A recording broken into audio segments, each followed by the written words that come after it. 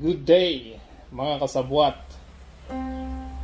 Ikaw ba ay nalulungkot sa sandaling ito? Kapag oo ang sagot mo, magandang panoorin mo ito hanggang dulo. Tandaan mo, ang isip ang nagdidikta kung ano ang magiging emosyon mo sa sandaling ito. Marahil kaya ikaw ay nalulungkot ay dahil ikaw ay may problema. Ikaw ay mayroong iniisip na pangit. Ikaw ay may sakit. Ikaw ay namatayan. O kahit ano paman. Kung titingnan mo, dahil yun ang iniisip mo sa kasalukuyan, kaya ikaw ay nalulungkot. Hindi mo pwedeng pagsabayin ang kalungkutan at kaligayahan. Ang isip ay isa lamang ang pwede niyang gawin. Pwede siyang maging masaya o malungkot. Kung malungkot ka ngayon dahil pinahintulutan mo ang isip mo na isipin ang kalungkutan. Ang kalungkutan kasi ay normal sa tao sapagkat tayo'y may isip. Pero tayo ang pumipili kung gusto nating maging malungkot o maging masaya. Kaya't anong gagawin mo? Ang gagawin mo ay baguhin mong bigla ang iyong iniisip. Yung dati mong iniisip na nagpapalungkot sa iyo ay babaguhin mo. Kinakailangan mong may diversion. Kaya ang maganda dito, mag-isip ka ng kakaibang gawain na magpapasaya sa iyo. Kung ang tingin mo ang magpapasaya sa iyo pagkain, pumunta ka sa isang kainan at ikaw ay kumain. Kung ang tingin mo ang magpapasaya sa iyo ay maglaro, pumunta ka sa paglalaroan mo katulad ng basketball, volleyball, table tennis, at i-divert mo ang isip mo doon sa iyong gagawin. Kung ang magpapasaya sa iyo pagbabasa ng Bible, ng iba't ibang aklat, yun ang gawin mo. O di kaya naman ang panunood ng YouTube channel katulad nito. Pero mag-ingat ka pa rin. Baka yung iyong panunuorin ay lalong magbigay sa iyo ng kalungkutan. Kaya ang una mong gagawin, pumili ka ng gawain na magbabago ng iyong kondisyon. Kapag nagawa mo na yon, huwag mo nang tulutan na babalik ulit yung kalungkutan mo. Sapagkat yung kalungkutan mo ay babalik ulit kapag pinahintulutan mo ito. Ang isip kasi ang nagdidikta kung ano ang magiging emosyon mo ngayong oras na ito. Kaya mag-ingat ka sa iyong iniisip. Kailangan isipin mo ito. Bakit ka nalulungkot? Dahil iniisip mo yung pangit mong kalagayan. Pero baliktarin mo ngayon. Isipin mo, ano ba yung mayroon ka na magpapasaya sa iyo? Bilangin mo yung pagpapala na dumating sa iyo. Halimbawa, nawalan ka ng pera kaya ka malungkot. Nawalan ka ng 50,000 pesos sa iba't ibang kaparaanan. Nalugi, nanakaw.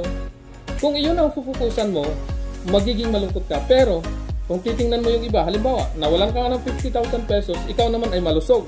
Walang sakit. Ang iyong pamilya na may maayos ang kondisyon. Walang problema sa relasyon. Ibig sabihin, yun ang titingnan mo, mas magiging masaya ka kung yun ang iyong perspektibo sa buhay. Yung isip mo kailangan mong baguhin at gumawa ka ng magpapasaya sa iyo ay napakahalaga. Pero ang pangatlo at pinakamahalaga, gumawa ka ng bagay na magpapasaya sa iba. Tandaan mo ito. Kung ano yung ginagawa mo sa kapwa mo, yun yung babalik sa iyo. Kapag nakapagpasaya ka sa iba, ang balik nun sa iyo, mas masaya ka pa kaysa dun sa pinasaya mo. Ito ay tunay na nangyari sa buhay ng tao. Kapag nagawa mo na tumulong sa iba para pasayahin sila, ang mangyayari nun, doble ang balik sa iyo sapagkat tayo ay tao.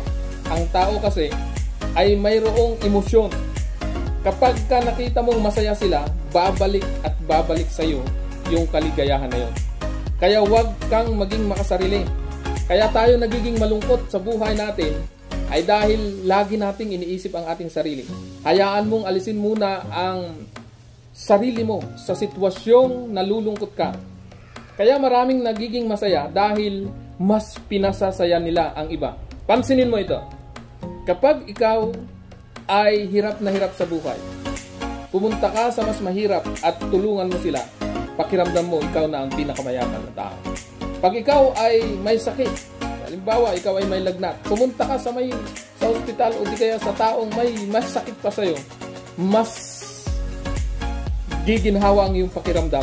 Kasi kapag ang focus mo ay tumulong sa iba, mas lalakas ka. Ganun din sa kalungkutan. Kapag malungkot ka ngayon, pumunta ka sa mga taong inaakala mong matulungan mo sila para maibsan ang kanilang kalungkutan. Pagkatapos nun, ikaw ay sasaya. Kaya madali lamang ibsan ang kalungkutan natin. Katulad kanina, sinasabi ko sa inyo, pag malungkot ako, ito ang ginawa ko. Kanina may pumasok sa isip ko na nagpapalungkot sa akin. Ang ginawa ko, hinawakan ko ang cellphone ko, pinupturan ko nung ako'y malungkot, at heto ako ngayon. Masaya ang pakiramdam kasi alam ko na yung isip ko ngayon ay nakafocus sa mga taong mapaglilingkuran ko, sa mga taong makapanunood nito, sa mga taong mag-share nito, sapagkat alam nila na yung isip nila ngayon ay nabago sa pamamagitan ng napanood na ito.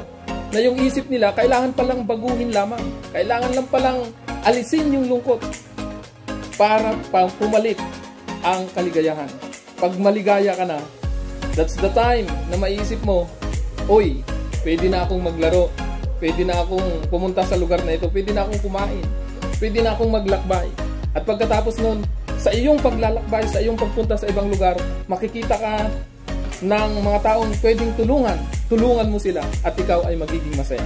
Ulitin ko, 3 paraan para maibsan ang kalungkutan, para mawala sa iyo ang kalungkutan. Baguhin mo ang iyong iniisip. Pangalawa, gumawa ka ng mga bagay na magpapasaya sa iyo. Pangatlo, tumulong ka sa mga taong nalulungkot, magbigay ka ng inspirasyon sa kanila, at ikaw ay lalong mas magiging masaya. Kapag ang buhay ay nagiging produktibo, pag ang buhay ay naging kapakipakinabang, nawawala ang kalungkutan.